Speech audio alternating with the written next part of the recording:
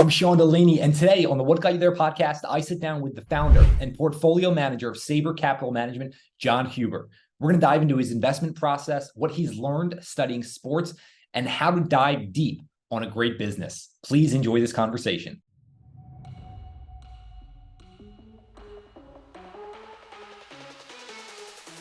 What Got You There is a podcast for high achievers looking to learn from the most successful people of all time, what their strategies, lessons, and routines are that made them successful. Now it's your journey, so it's time to learn what's going to get you there.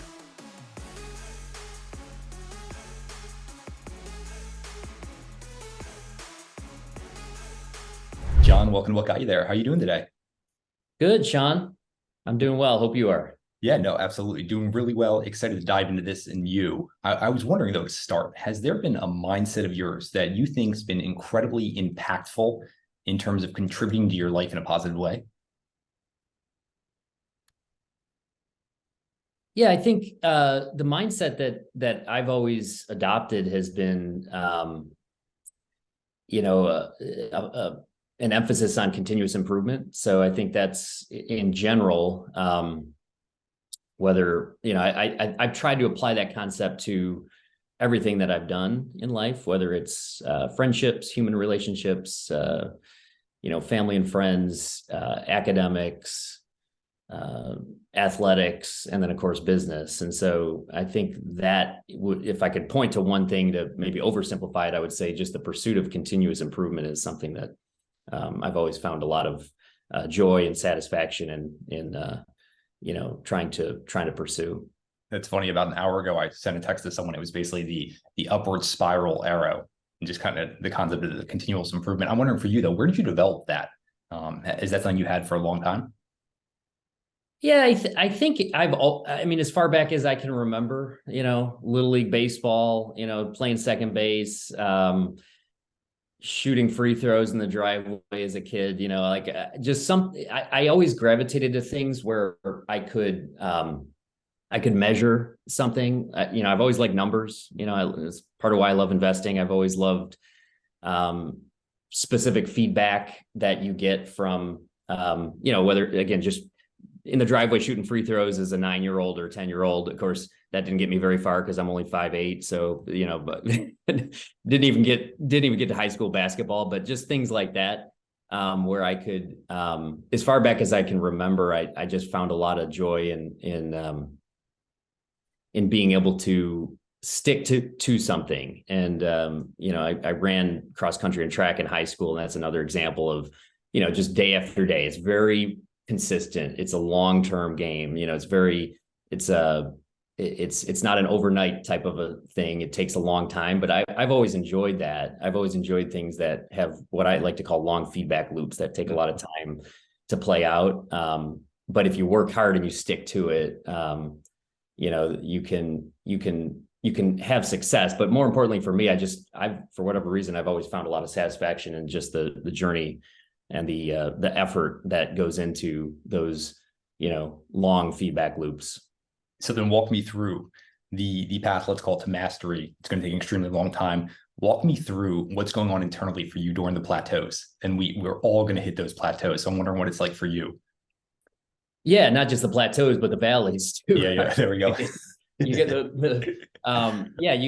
that's all part of the game, right? I'm reading this book on right now, actually, called The Prize. It's a book about the history of the oil industry, and it's an interesting book. But the first few chapters, of course, talk about Rockefeller and the integral role that he played in the origins of the oil industry and the development of that business. And everybody knows about Rockefeller, but one of the things in the book, I was thinking about it the other night, and one of the things that stuck out to me was how diligent he was and how detail oriented he was. And, of course he wanted to be rich, and he certainly,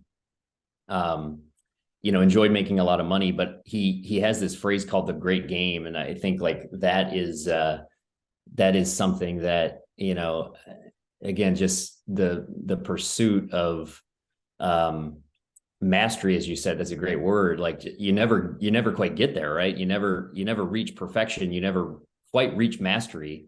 I suppose some people might be considered masters, but the way I think about it is you're painting something that's never going to be quite finished. But if you can find joy and satisfaction in the process of painting that canvas, that's what's fun. And so, like I said, the great game, the process, I think, of playing that game gets you through those plateaus and gets you through those valleys. Yeah, no, John, I think you bring up a great point. That path to mastery is horizontal, right? Like the further you go, the further you realize you have to go. And if you're looking to reach that end destination, then you're not going to get there. You're not going to be able to stay on that path. One of my favorite examples of the people who are truly in love with the process, and I'm going to butcher the name on this. It was a Japanese director, and he's receiving one of the Oscars for a Lifetime Achievement Award. So he's 80 years old. He's receiving this, and he basically gets on stage to receive the award, and he apologizes. And he says, I feel like I'm not deserving of this. I feel like I'm just beginning to understand my craft. The guy's been doing it for 50 years. And to me, that's one of the best examples. I'm wondering for you, though, you mentioned, and I'm pretty sure it's Daniel Yergin who wrote the prize, that book. Mm-hmm. Reading it today, the John you are today, how different are the insights you can uncover reading that book than you would have uncovered 10 years ago? Yeah. Well, it's interesting. It's an interesting question because I think when I've noticed, this is the first time I've read that particular book, but I've read a lot of things about Rockefeller. And like I said, I knew most of the, I've read a few bios on Rockefeller, so I'm very familiar. I've studied him in depth.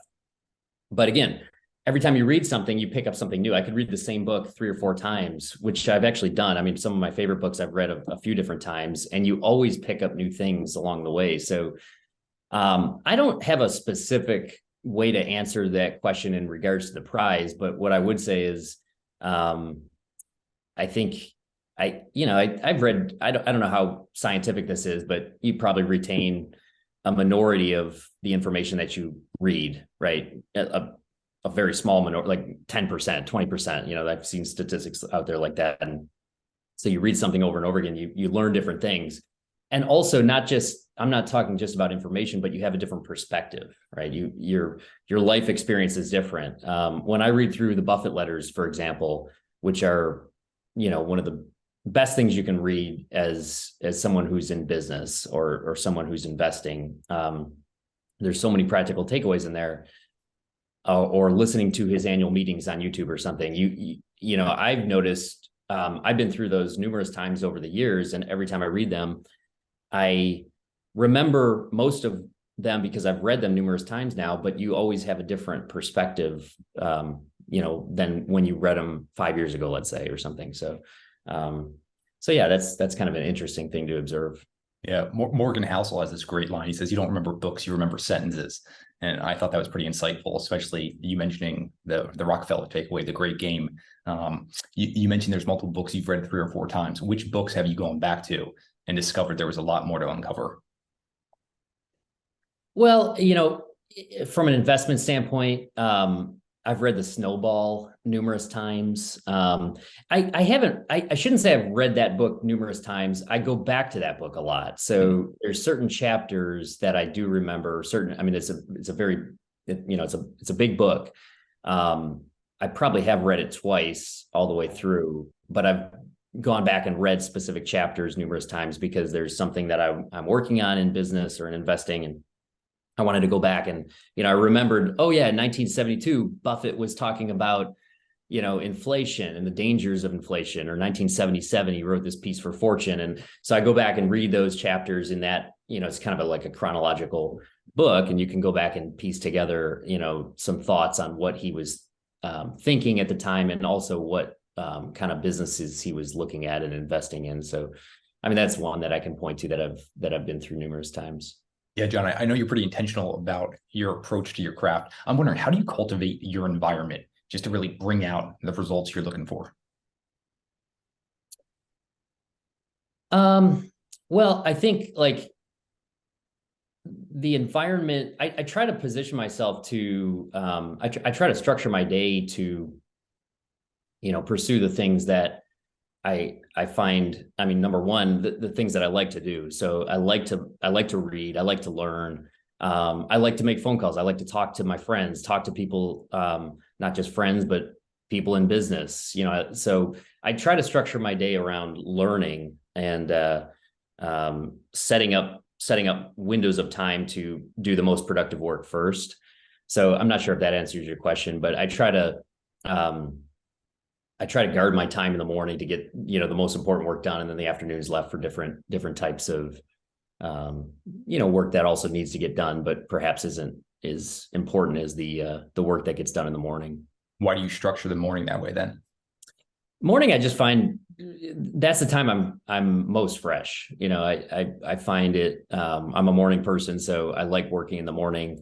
To get specific, like I have 2 kids, so my day gets, it's kind of loud in this house, from about 6:30 to 8, but from 8 to noon, it's, I have an office in town, but I work from home a lot. So I have, 4 hours of time, before I'm ready for a break. And so that's just the time that I found to be most productive for me personally. Everybody's different. Yeah. If I was just observing you, what would that look like? That 4-hour stretch, you got 8:30 to noonish. Yeah. I mean, a lot of reading. I always have things that I'm working on. So I try to, prioritize my list of, usually for me personally, it's companies that I'm researching. So reports that I want to read. Sometimes it's books. I have a sort of a quirky, very specific way of tracking my time. And again, this touches on the idea of long feedback loops, Sean, where we were talking about earlier, where, investing is, the business I'm in is one of these things where you don't get the results immediately, right? It's like the exact opposite of a sales job where you make like a certain amount of cold calls, or, you get instant feedback, you get a certain amount of leads, you get a certain amount of meetings, you get a certain amount of sales. That's like a quick feedback loop. In investing, it's very long. And so I've found myself, again, just this is based on my own personality, my desire to measure things. I realized I needed some way to measure my output so that I could get some satisfaction of the work that I'm putting in, and more practically have a way to measure, just sort of keep myself honest, have a way to measure my productivity. And so I've come up with certain categories. One of them is, annual reports. One of them is books that I've completed, phone calls I've read, management meetings. There's a few different categories that I use to measure productivity. And then I have this simple spreadsheet that I keep that's called deep work. And I just, I call it deep dive sessions, where like that 8:30 to noon could be any one of those things. It could be a phone call with a management team. It could be, a chapter of a book that I'm reading on and taking notes. It could be an annual report that I'm reading, any one of those things. So that tends to be the work that I'm doing in the morning. When you're planning that work, when are you planning that? Is it night before or week before? Yeah. I mean, I keep a notebook on my desk, a spiral notebook, and I have a list of things. So every Sunday night, I have a list of things that I want to work on during the week. Okay. And I have learned that you have to allow yourself room for flexibility because, one of my friends says, position yourself to take advantage of serendipity. I really like that because, you want to be, you don't want to be too rigid, right? Especially in business, there's things that pop up, there's things that happen. And so I usually have a list of things on Sunday night that I want to work on during the week. And then knowing that not all of those are going to get done. And sometimes something on Tuesday happens that I might want to move to the top of the list, so that it's a flexible list, but I create a weekly list of things that I'd like to work on. And then at the end of each day, and this is something I learned from Cal Newport from the book Deep Work, is write down everything that you want to do the next day and write it down in that spiral notebook or somewhere. It doesn't have to be physically write it down. It could be, on Apple Notes or something. But, I have a spiral notebook and I write down, what I worked on during the day and then what I'm going to do the next morning. And this is just, again, based on my own quirky personality, I guess. But it's and I think a lot of people probably would struggle with this. If you're in business and you're engrossed in what you're doing, it's hard to put it down, right? Yeah. And so that's a normal thing, I think. But that helps me kind of put the work down, leave it on the desk, go home and play with my kids, and not be too distracted, and pick it back up in the morning. Is there anything besides writing it down at the end of the day you've done to make that transition to back as being the family man at the end of the day? It's one of those things that continuous improvement applies to that. It's not a perfect thing. I don't have it figured out. I try my best for sure, but you're always you're my free time tends to be back to work. Like, I'm thinking about it almost all the time. So yeah, that's just a simple way. I have found it effective because when you write it down, it's sort of like your mind, you can like almost close the book on that chapter, on the work you did that day. And the next morning, you're not like, you can jump right back into it without spending a half an hour trying to think, okay, what was I working on yesterday? What do I need to work on today? It makes it more of a seamless transition. So I have found that effective. It's not perfect, but it does help. So what I'm hearing is you're pretty intentional in terms of prioritizing the day, the week, just kind of understanding that individual structure. You also seem to engage with your interests, right? Like you've designed and cultivated your environment too. I like reading, I like talking with friends. So I understand this about myself.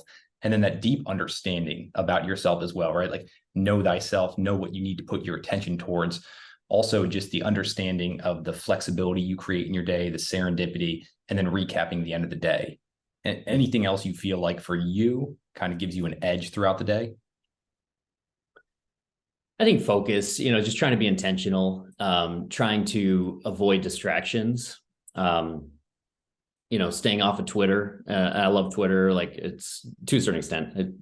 I love some things about Twitter. I don't love other things about Twitter, but it can be a useful tool to engage with other smart people in business, other smart investors. You can get information, but you need to be very intentional about it. And so I try to limit, myself to, sometimes I'll post an article or something, but don't go on there and just start wasting 10 minutes. Those 10 minutes are valuable. So again, I try to not do any of that in the morning. If I do any of that, it might be like in the afternoon or something, but just being deliberate, basically, I think is something that I try to keep in mind throughout the day. Yeah, you said you might post an article. I know you put and thought a lot about the importance of writing in your own life, and to go deeper on your ideas. Just talk more about the value you've extracted out of writing over the years. Writing has been a huge part of my process and my really my life in general. I've always found that journaling is effective. I keep a personal journal and I keep a business journal, and an investing journal. The business and investing journal is one and the same. But I've always found it. I don't know if therapeutic is the right word, but like I found it to be a great way for me to get my thoughts down, help me organize my thoughts. As I'm writing, I found it to be an effective way of identifying weaknesses in my thinking or holes in my understanding. And so, yeah, I've always, going way back, I used to keep a running journal, even, just talking about, different workouts I was doing in high school and college. And so writing for me has always been just a part of whatever I'm doing. It's been sort of a tool that has helped me think through things that I'm working on and improve my process, whatever it is that I'm doing. Are you still running about 50 to 60 miles a week? Yeah, I am right now. Yeah. How's that help the thinking? Running has been great for me. Exercise in general, I like to run. I've been a long distance runner. So that's just the thing that, the one sport that I was successful at. I told you about, like, the free throws never got me anywhere. Little league didn't go anywhere for me. So running was the thing that, I had, a moderate amount of success in, at least. But today, I'm 41 years old. Running for me now is just a great way to, number one, stay healthy. I think that's an important part of, obviously that's an important part of life. I think that's also an important part of business, though, is just staying healthy. I think it helps your mind as well as your body. And running for me is just another way to clarify my thinking. Sometimes when I get back from an hour run, I'm always thinking about whatever it is I was just working on invariably. And so, when you're out in the woods or running around the lake and you're thinking about that, sometimes you come back with a better understanding. It's a way of like synthesizing things in your brain. Everything's in the filing cabinet, but it like helps you extract those files, the individual things that you were looking for. So again, it doesn't work like clockwork every time, but sometimes I'll come back and I'll be have a better understanding of whatever it is I was just working on. So I've found that to be a good thing to do, and also just a nice break from sitting at the desk. Yeah, it's remarkable what a little steady state can do for the subconscious there. You mentioned something, one of the things that running or writing really does is help you pick apart some of the holes you have in your thinking. Walk me through that even more. I'm just wondering how you get better at developing the insights to look into your holes, your bad thinking, and actually extract out real value and how to add to that.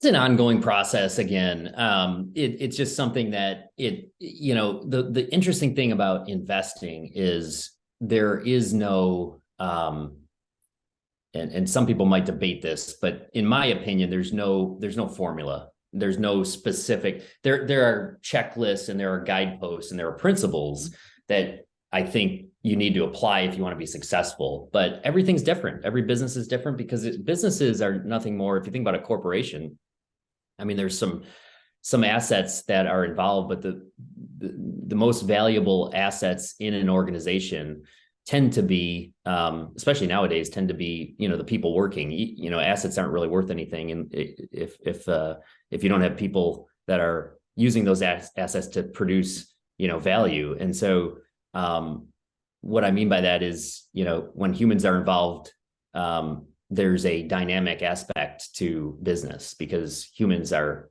emotional and they have behavioral tendencies and they change their minds. And so there's never, it's not like a deck of cards that has a very specific probability set. There's an uncertain probability set, and that probability set is always changing. And so I think that's one thing to keep in mind is there's no formula to it. But it's a tough question to answer because I'm kind of not giving you a specific answer to your question, but what I try to do is keep that in mind. Number one, that you're never gonna fill those holes completely because you're never gonna have a perfect set of information or a perfect set of understanding about any business. And so for me, it's understanding that, number one, and then number two, just doing the best you can to continue to learn. And that's my number one objective, basically. Yeah. So John, there's not going to be any black and whites here. So how do you know when to make the call on an investment when you know you don't have all the information?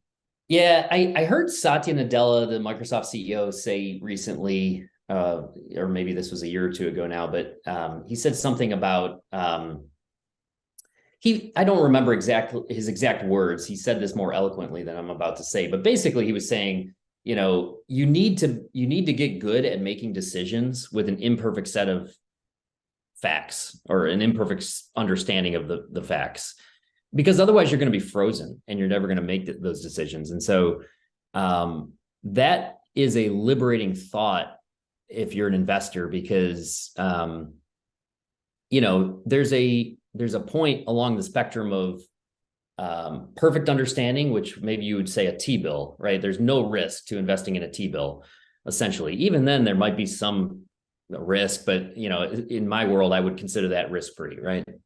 And then there's other risks way out on the other side of the spectrum where there's all kinds of risks, right? And so the question is, where do you fall as an investor? Where do you fall on that spectrum? I tend to be more toward the certainty. So for me, I want to have a firm understanding of the business. I want to feel like the odds are in my favor. I write a blog called Base Hit Investing. I'm a big fan of Base Hit is more of a conceptual framework, continuous improvement type of a thing, but base hits when it comes to investing is, more on the certainty side. So I tend to focus on investments where I feel highly confident. So there's no specific way to answer that, but I definitely would try to understand as fully as I can, knowing that, again, you're never going to understand everything about a business and you're going to make mistakes. So there's never a perfect set of understanding. Yeah. Saying you try to get to a place, a pretty high confidence before making that decision. Has there been a point where you had high confidence on something, it didn't work out the way you did? And then I'm wondering what you're doing mentally during those times to rebound. Yeah. I think anytime you're in business and investing, you're going to make mistakes. And so there's absolutely those situations that come up. And how do you rebound from it? You just know that it's sort of a process versus outcome type of a thing, right? I think you have to have a process and then you have to stick to that process.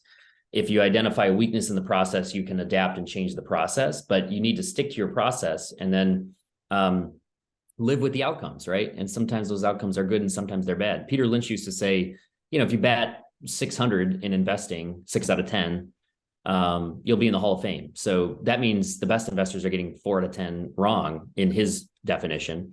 You're going to get a lot of them wrong. The best investors in the world get them wrong sometimes.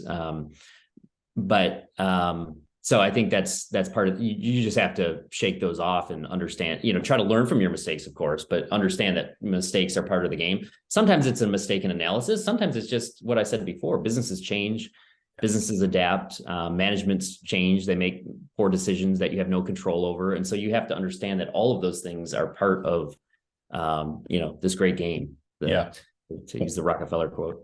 One of the things I appreciate about business as a whole or investing is you mentioned trusting the process and the nuance in understanding, wait a second, is my process actually correct? And I know when confident gets shaped, that comes up as a question. And I'm wondering just how you think through that and really understanding if the process that I have and the one that we're implementing, if this is correct, or do we need to go back and kind of understand if this process needs some changing? How would you navigate that as a business owner or an investor? Yeah, great question. I mean, I think, again, it comes back to journaling. I'll plug the journal software that I use, Journalytic. I use that software that's basically my daily writing that I do, and I have a tag in there. You can tag things. It's a very effective journaling tool. And I have a tag called thoughts. I have a tag called process, and basically anytime that I'm thinking about those topics, I will write it down. And so I try to make incremental improvements, but I also want to be wary not to over optimize, if that makes sense. So I think the way I've generally done it is once a year, I go back and I look at my process and I look at my investment checklist.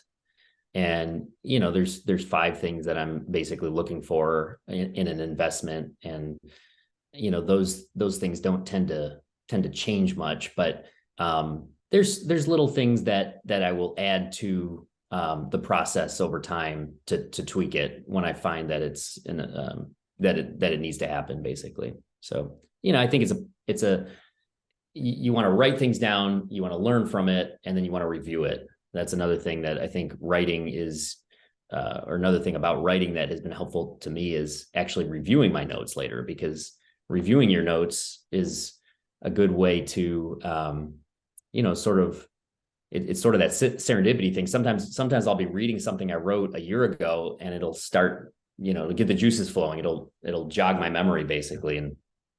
And I'll have a different perspective. And so it's a useful tool to not just write things down, but actually review them as well. Mm-hmm. Well, why, after a handful of years investing in real estate, did you switch over and start Saber Capital Management? Yeah, well, I always wanted to start an investment partnership. When did that idea? When did that idea really set in for you? Well, the idea set in for me when I read, I believe it was the book Warren Buffett Way, where that was the first book. This book was written in the mid-90s, and that book was instrumental to my thinking in wanting to kind of try to replicate a structure that he had, which was, we would now just call it like a hedge fund, but, he called it an investment partnership. And, he started it with some family and friends, and he didn't charge a management fee. He charged a performance fee. Excuse me. And so I read that and I thought, wow, that's a great, that seems really interesting. And this was like probably over 20 years ago now, before I really knew anything about the hedge fund industry or anything like that. So I just thought, yeah, I'm intrigued by that without the experience. Why did that set in for you at that time? Any idea? I wanted to invest my money. I've always, prior to that, I've always been interested in investing. So, I mean, to go back a little further, my dad was a very avid investor. He was an engineer at a company called Delphi, which was a auto parts supplier for General Motors.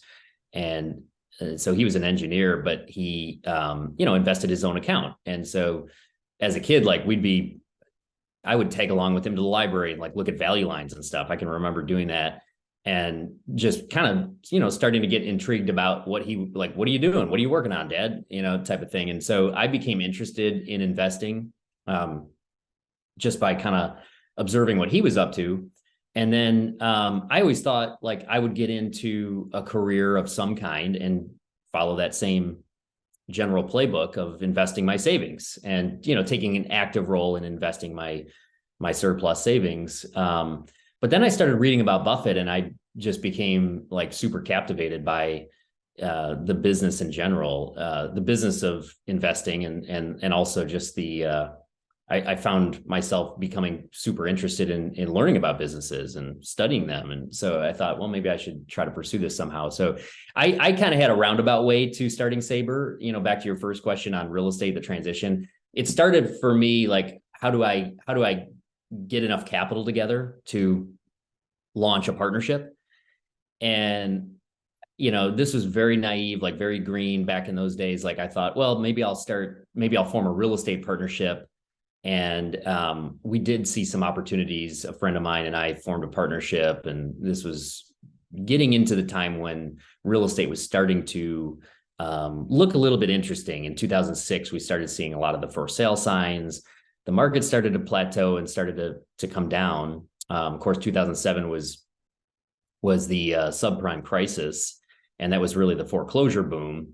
And then, of course, 2008 was Lehman and the financial crisis. But really, like 2006, 2007 was a really interesting time because banks were trying to unload these assets. So we decided to go into real estate, try to basically make some money and use it as a means to an end. It wasn't probably the most efficient path, but that's the path I chose. It gave me the autonomy. It gave me time to work on what I wanted to work on.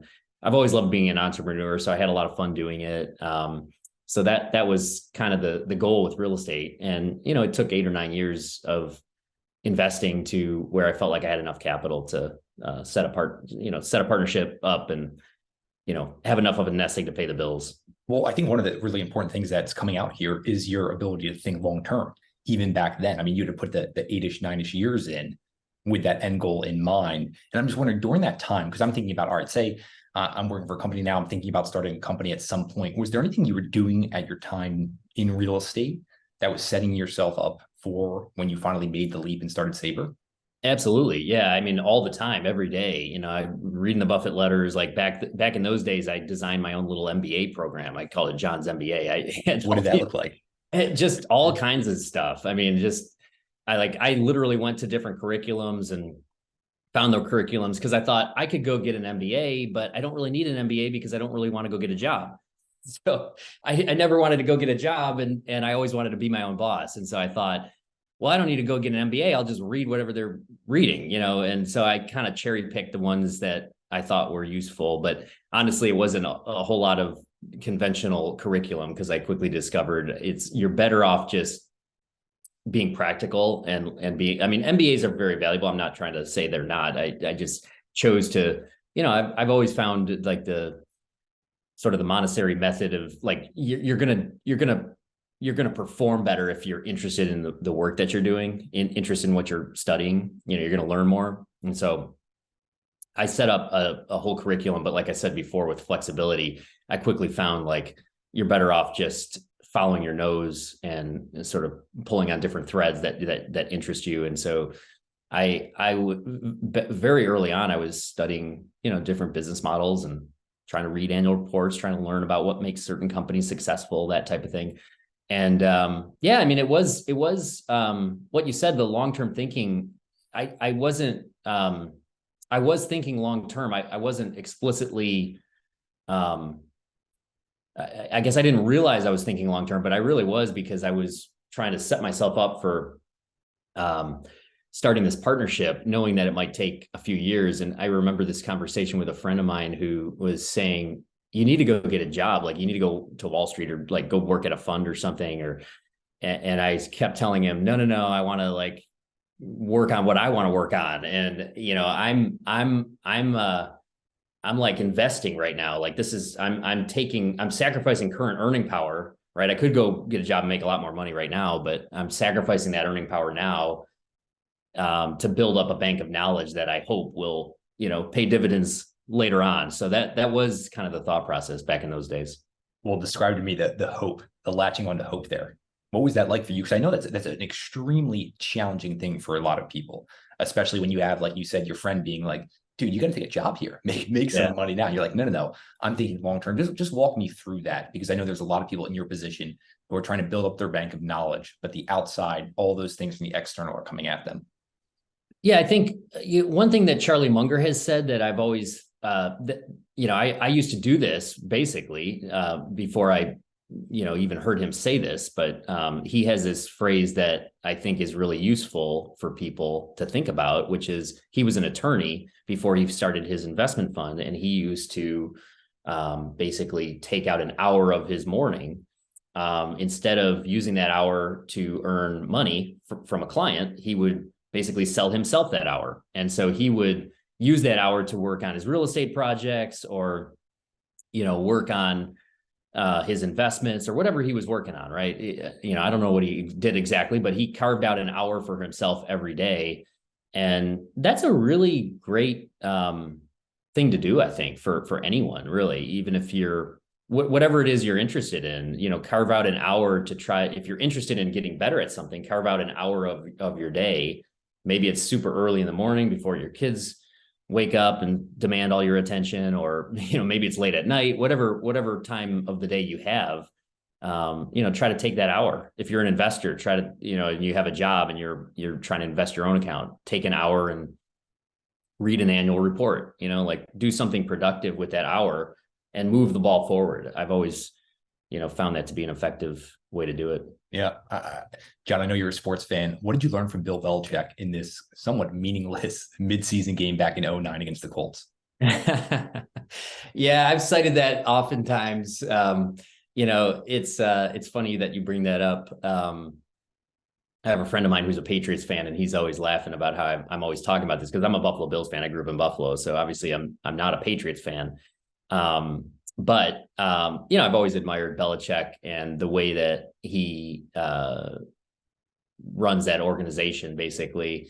And I'm not a football expert, but, I follow it closely. I'm a big football fan, right? And so one of the things that play that you're citing in 2009, this is before the days of before Moneyball, the concept entered football, right? Moneyball was around in baseball, and you were starting to see certain things in various sports, analytics basically. But back in those days, if it was 4th and 2, you'd punt the ball, right? Especially if you had the lead. And in this particular game, it was one of those classic Peyton Manning versus Tom Brady matchups, Patriots versus Colts. The Patriots were down by 6, the Patriots were leading by 6 with, like 2 or 3 minutes left in the game. And they had a 4th and 2 on their own 30-yard line. And Belichick, with a 6-point lead, decides to go for it. Instead of punting the ball back to Peyton Manning, he decides to go for it and try to win the game because, if you pick up the first down, you can run out the clock, the game's over. And so the conventional wisdom at the time was you have a 6-point lead, punt the ball and play defense and try to win the game and make Peyton Manning go, 70 yards instead of 30, right? If you don't get the first down, you give him a short field. So he went for it and didn't get it. And it's one of those classic like process versus outcome things where everybody immediately afterwards called it crazy, right? And nowadays, I think people look back on that and say, no, that actually was the right call because we have all these analytics now and every team goes for it on 4th and 2 and 4th and 1. And like, that's a very common thing now. We've discovered that, it actually is the right thing to do, like mathematically, and like it has a positive expectancy to go for it in those situations. But back then there was none of that. Like we didn't have that data. But Belichick just had that intuition. He just knew he didn't need the data. He's just that good of a football coach to go for it. And so one of the things that stuck out to me was why I remember thinking this in real time. I was so impressed with his decision to go for it. And I was happy he didn't get it because I was rooting against the Patriots. But the fact that he went for it was super impressive to me. And I was thinking, like, no other coach could have done that, because if you don't get it, you know, you look like a fool. It's a bad outcome, even if it was a good process, but everybody's going to point to the outcome. And you have this career risk, right? You have this, you might get fired for a decision like that. But Belichick knew that he wasn't going to get fired because he had won 3 Super Bowls at that point. And so he had he had built up enough capital, like goodwill, basically, in the organization to be able to make the decision that he thought was best for the football team. And that's perhaps that's the thing that I admire most about Belichick is he never considered any of these outside factors. I think he would have made a great investor because he only was trying to make the right play or the right call at that time, right? He was only focused on doing whatever he thought was the best thing for the team. And it sounds obvious, but if you think about, if you know football, there's all, just like investing, just like business, there's all sorts of, ulterior motives that come in, whether it's keeping a client happy or, doing something this quarter that might be to your detriment longer term, but you have to do it this quarter because you have a certain constituency that wants to see, earnings, better earnings this quarter or something. So there's all sorts of decisions that are made that are not the right thing to do for long-term value or and in football, a coach might say, it might be the right thing to do, but I'm not going to risk my job over this. So I'm going to punt the ball, stuff like that. So I always thought his ability to, rise above all of that and make the right decision was something that was really, I think, probably an underrated aspect of his tenure as a coach. And I always thought, I want to set up my business that way. I want to set up my fund that way, where I can make that 4th and 2 call if I want to, and not worry about what, someone's going to maybe perhaps second guess me or something. So I think avoiding career risk is a huge thing in the investment world. Yeah, John, I really appreciate the insights into career risk. What I take away from that story, though, is out of the, let's call it, millions of people who watched that game and watched that play call, how many of them are thinking about career risk at the time?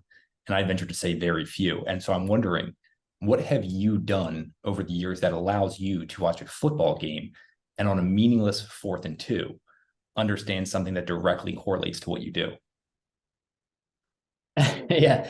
I mean, a part of it is just, I'm always thinking about investing and, so I'm always, so the as I'm watching the game, and I enjoy following I like studying greatness, right? Because again, back to the continuous improvement idea, I like, I like studying what makes organizations good, right? What makes the San Antonio Spurs a good organization? Obviously you have Tim Duncan and you have, you need certain players. It all has to come in play. It all has to fall into place. So there's been a lot of great players, Tom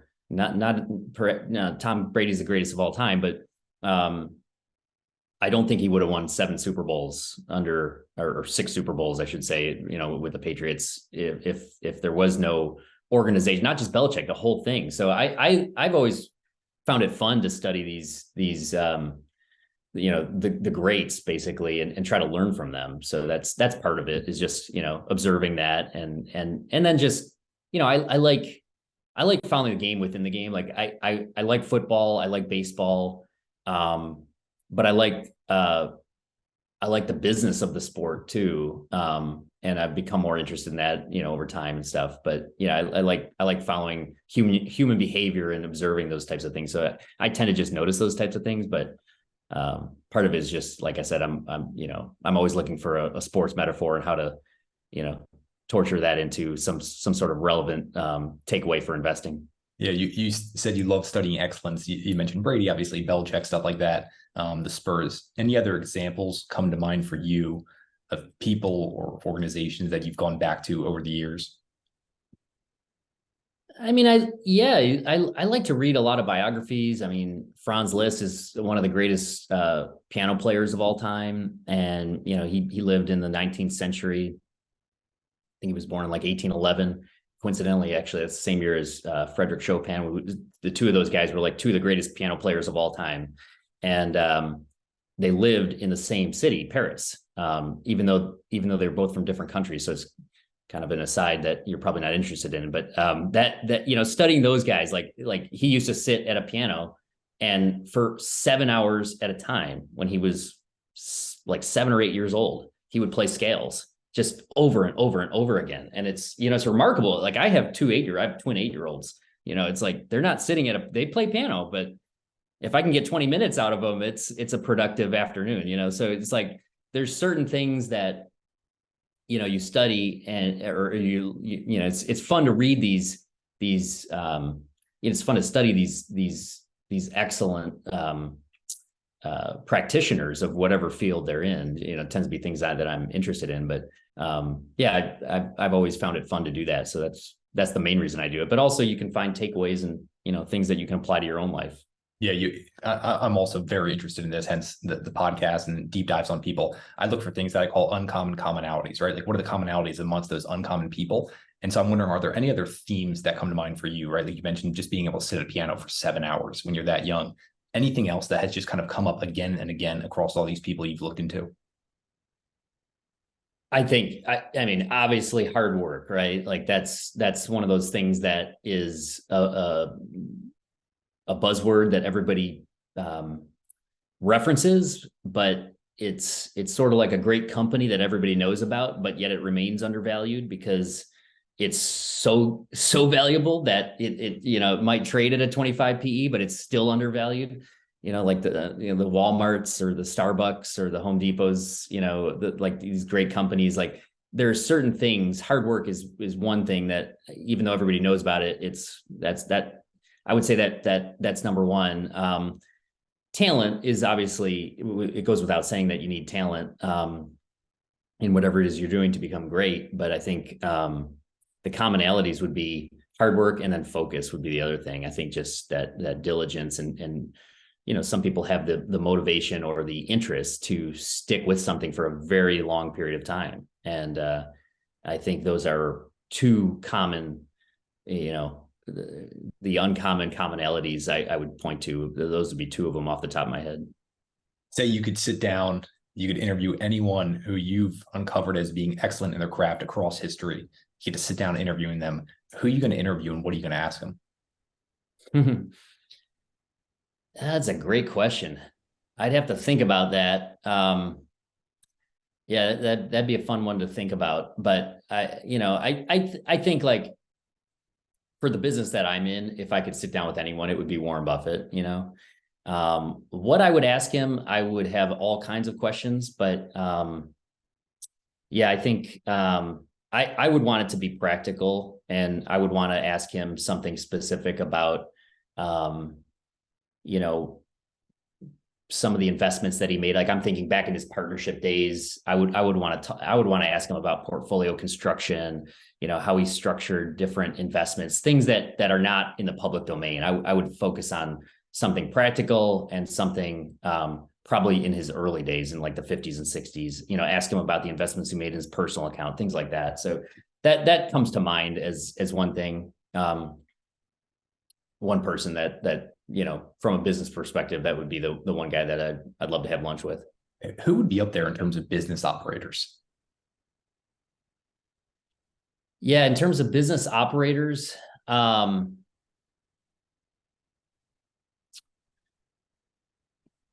there are a lot of businesses that I admire that are up and coming. I mean, some of them are businesses where I do get a chance to talk to the management team. So some of them are, even companies that I own in the portfolio. So I'm thinking through like, who would it be? I mean, I think like outside of current investments that I have, it would be, I'm reading, Rockefeller comes to mind as a guy like from history that it'd be fun to pick his brain on how he operated. He was always a fan of the low costs. He was like the original low cost operator. He understood very early that in a commodity business, the way to win is to have the lowest costs. And, it'd be fun to ask him more details around that, because Standard Oil was really the first modern day the first modern day corporation, global corporation. I mean, there were obviously businesses, plenty of corporations before that, but it was really one of a kind. And there wasn't any conventional wisdom about how to operate a business, or, he just intuitively knew these things. So I'm just thinking of that because the book I referenced earlier is top of mind, but yeah, I mean, he would be one.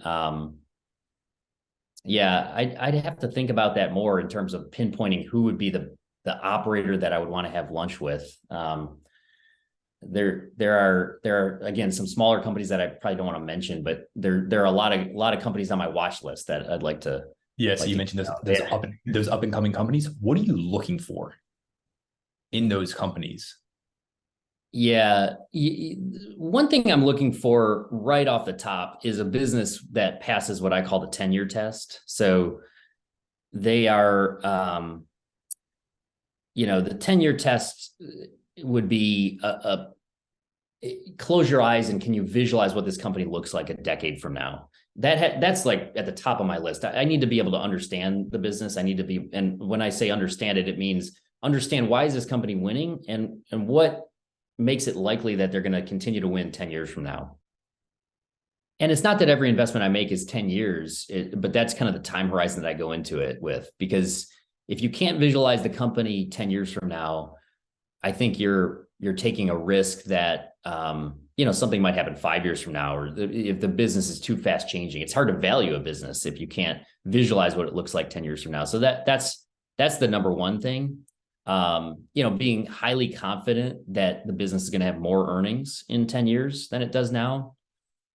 And then I look for things like I'm looking for a consistent record of free cash flow, something that exhibits that the company has had success in the past and has a record of consistent returns on capital. So, I'm looking, in a nutshell, I'm looking for simple businesses that I can understand, that are consistent, high quality, and are going to have, preferably higher earnings and fewer shares in 10 years. Is there anything, John, that you've discarded? It could be in how you're studying a business, or it could just be in your approach to your craft that you've discarded over the years because it really wasn't giving you the returns you thought it needed to.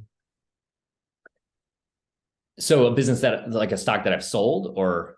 I'm wondering about your personal approach to how to study a business, where, hey, you know what? Actually, looking over the last 10 years, this did not benefit me or my thought process. Let me eliminate this. Yeah. Okay. Yeah. I mean, one thing that, growth is something that's very important to me. Like, I think you have to have a business that, one of my favorite quotes from Buffett is you want to build if you're an investor, you want to build a portfolio of companies that are almost certain to have higher earnings, 5, 10, 15 years from now. And that's always been sort of at the bedrock of my investment philosophy. So growth is very important. One thing I have learned, though, is, I did this talk last fall that I call the 3 engines. There's really 3 ways to get value from a business, from a stock. There's 2 ways to extract value from any business. It's the cash you get now and the cash you get later, right? And that'd be growth. Right. And so the value of that is the discounted present value of all that cash that comes in. So you can get the cash flow now and you can get more cash flow later. The third thing would be, from a stock perspective, it's the change in the valuation ratio that the market ascribes to that stock. So the PE ratio, right? If you buy a stock at 10 and it goes to 20, that's a 2x return, right? And so the result of any stock is going to be the growth that it achieves, the change in the PE ratio, and the change in the shares outstanding. Those 3 things. To answer your question, growth is, although I want growth, it's not as it's an input into the valuation. It's not essential. And I think that's important to remember, especially like we're going through this period, over the last few years where growth has been very highly valued. And growth is valuable for the most part, usually, but I think some investors place too much emphasis on it, and I've learned myself that the way I've adapted my checklist is to think in terms of, is the company heading toward its prime or away from its prime. And so I want growth. I want a company that's going to have higher earnings 10 years from now, but there's not a certain growth rate that you need. Some businesses I own have growth rates upwards of 20% per year. Those are rare. Those are exceedingly rare to be able to do that for a long period of time. Other businesses might be growing at 6% or 8%, right? So it's the value comes from, how much are you paying for that growth, basically. So growth is an input into the value, but it's not necessarily its own category. What about right now? I know you said you're reading the prize. What else has you most excited, or are you just spending a lot of time on right now?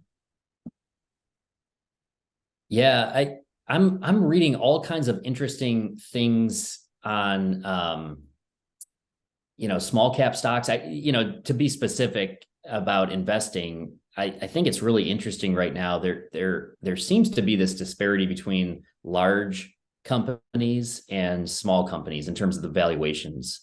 And from time to time that happens. So I'm reading about all kinds of interesting small companies that, I just visited one recently in Atlanta. And it's very interesting to study these because they're so different than the large companies that I've tended to invest in over time. And I have no preference for large cap or small cap. I just try to find whatever I can understand that fits those criteria, good business at a, at a price that makes sense to me that I think is going to grow and have fewer shares over time, right? Great capital allocation.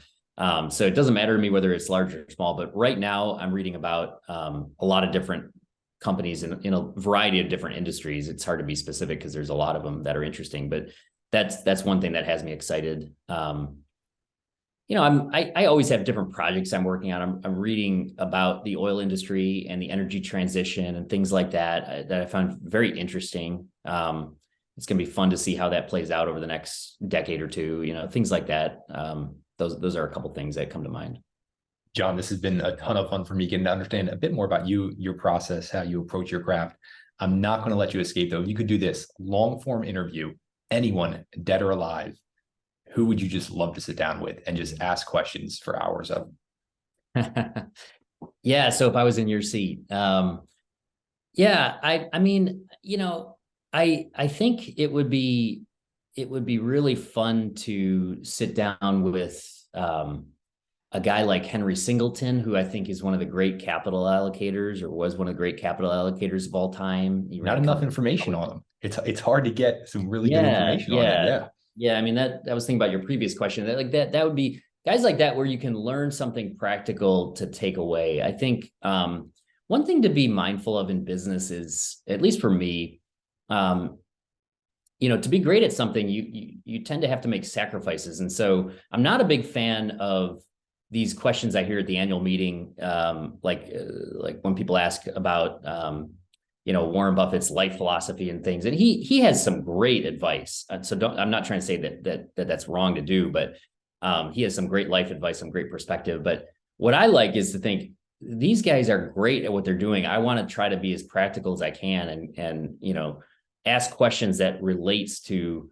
not necessarily life advice, because I might choose someone else to get that advice, right? Somebody in my personal circle. Like there's all sorts of people that you've never heard of that are just friends in my circle that I might value their advice on that particular topic more than somebody else. So yeah, like Henry Teledyne is one of the great capital allocators of all time. So it'd be fun to your point, there's not a lot of information on him. There's some, and people talk about him every once in a while, but it'd be neat to get into his head and ask questions about how he thought about issuing shares and buying back shares and making acquisitions and those sorts of things. Capital allocation is, at the end of the day, one of the most critical parts of business, right? A business that produces cash, except for the ones that pay it all out, that CEO has a underrated aspect, or I think that the capital allocation role is often underappreciated,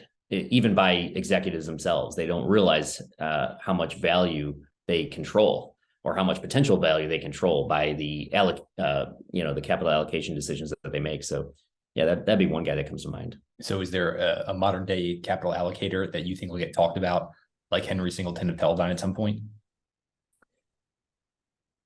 I think there's some really interesting companies that are doing some of the businesses I like. I'll reference one, and it's a business called Floor & and this is not